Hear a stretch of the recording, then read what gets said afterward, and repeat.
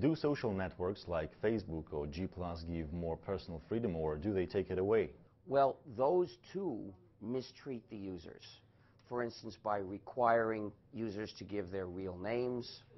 That's a policy that puts some people in danger, so you shouldn't use them. But Facebook does many other bad things as well. Facebook does massive surveillance. If there is a like button in a page, Facebook knows that who visited that page, and it can get the IP address of the computer visiting the page, even if the person is not a Facebook user. So you visit several pages that have like buttons, and Facebook knows that you visited all of those, even if it doesn't really know who you are. How does free software promote personal freedom? Free software literally gives you freedom in the area of computing. It means that you can control your computing. It means that the users individually and collectively have control over their computing. And in particular, that means they can protect themselves from the malicious features that are likely to be in proprietary software. Now, this doesn't automatically give you freedom in some other area of life. To get that, you have to fight for it. But human rights support each other. In an age where a lot of what we do with computers, if we don't have freedom in our computing, that makes it harder for us to defend or fight for freedom in other areas. So you lose one set of human rights, and it's harder for you to keep the others. I started the free software movement in 1983 as a campaign for freedom. During the 90s, the GNU plus Linux system was catching on, and a lot of the people who started using it appreciated it only for its practical advantages, and they didn't think in terms of freedom. As a result, in the free software community, there were two different political positions. There was the free software movement, those of us who said, we are doing this for freedom, we insist on freedom, and there were the other people who said, we like the software, but we don't care about the ethics. So there was a debate between these two camps. But in 1998, the other camp coined the term open source so that they could cause us to be forgotten. They figured that they were more numerous, that they could say this, that they would never raise an ethical issue, and then we wouldn't be noticed. And it almost worked. The reason it hasn't worked is that we in the free software movement have pushed very hard to make our views heard. So open source stands for those other views. It talks about basically the same, more or less the same software, but with a totally different philosophy. And the philosophy is where I disagree with it. If free software is suddenly enforced in the world, wouldn't it cause a massive cash outflow from related industries and halt innovation? Who cares? What good is a so-called industry that's creating tools to subjugate people? I won't use the non-free software at all. I dedicate my effort to getting away from it. So if they stopped making it, that would be great. I wish they would. I hope for the day when they won't make non-free software anymore. What do you think of the anonymous hackers group? Do you think what they do is justified by the targets of their attacks?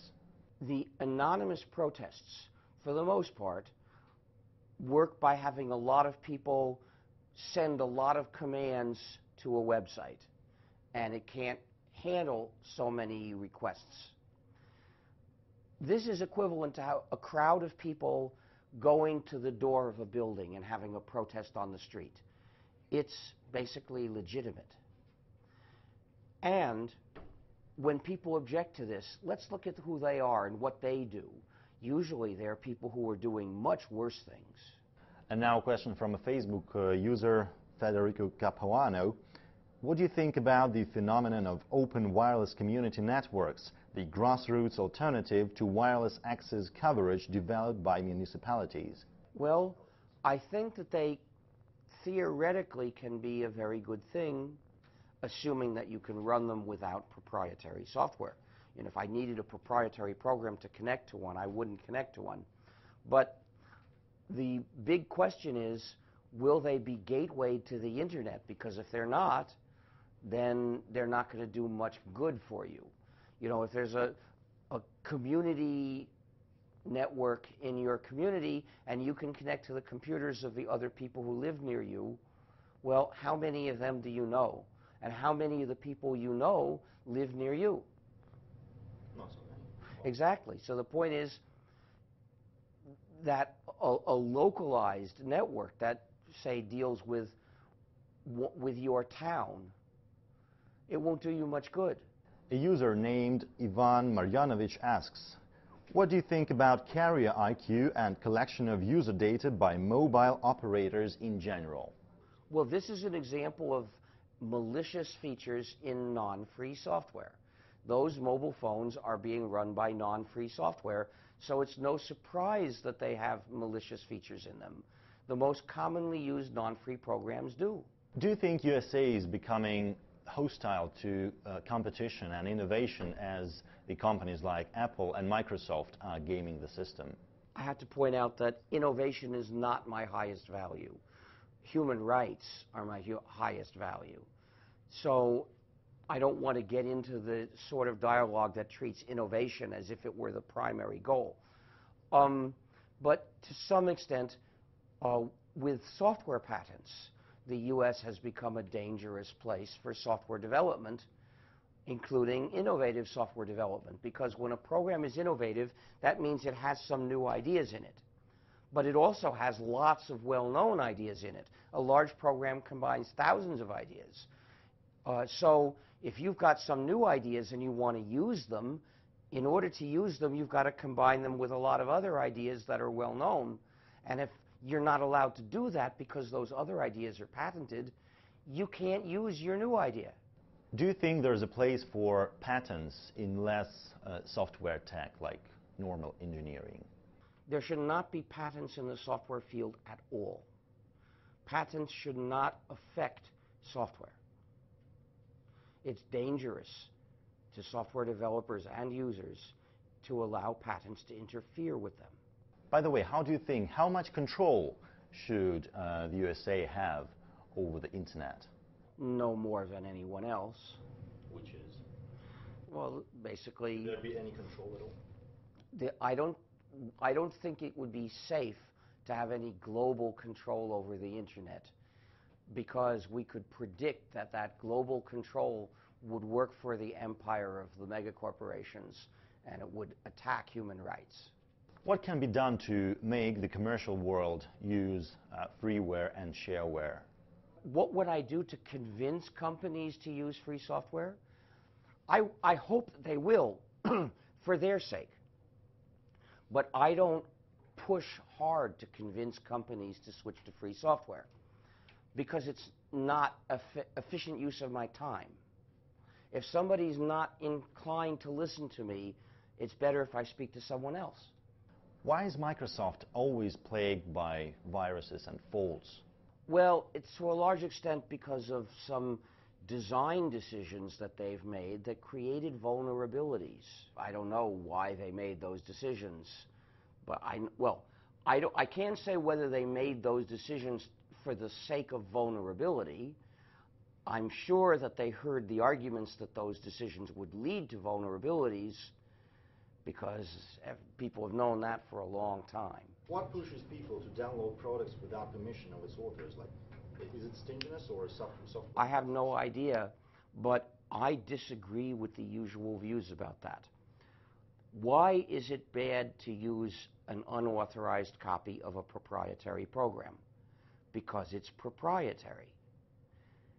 So an unauthorized copy is almost as nasty as an authorized copy of the same program.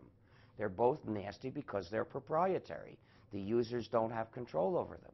If they pay the developer, that makes it worse, because they're rewarding this delinquency. That's why the authorized copy is worse. But they're both bad because they're both proprietary software. If you want freedom, you have to get rid of them both, because they both control you. So when people think it's just an issue of money, then they might think that running the unauthorized copy is good because it's a way to save money, or someone else who thinks the most important thing in the world is for this evil developer to get more money would say the unauthorized copy is bad because the evil developer doesn't get money that way. But I don't care about the money one way or the other. I just say this evil developer shouldn't be making proprietary software because it's taking away people's freedom. And you shouldn't be using that software because it would take away your freedom. And I don't use that software. If you offered me an authorized copy and you wanted to pay me $1 million to take it, I still wouldn't take it unless I could throw it away immediately. Yeah, if I could take it and take the $1 million and throw away the program, then I would say yes. What's your opinion about the rise in influence of the so-called pirate parties in Europe? Do you think they will bring a change? I more or less agree with their positions, and I'm glad to see that these issues are becoming election issues. I don't necessarily endorse pirate parties because to do that, I'd have to know what all the other parties are, and these are not the only issues I think are important.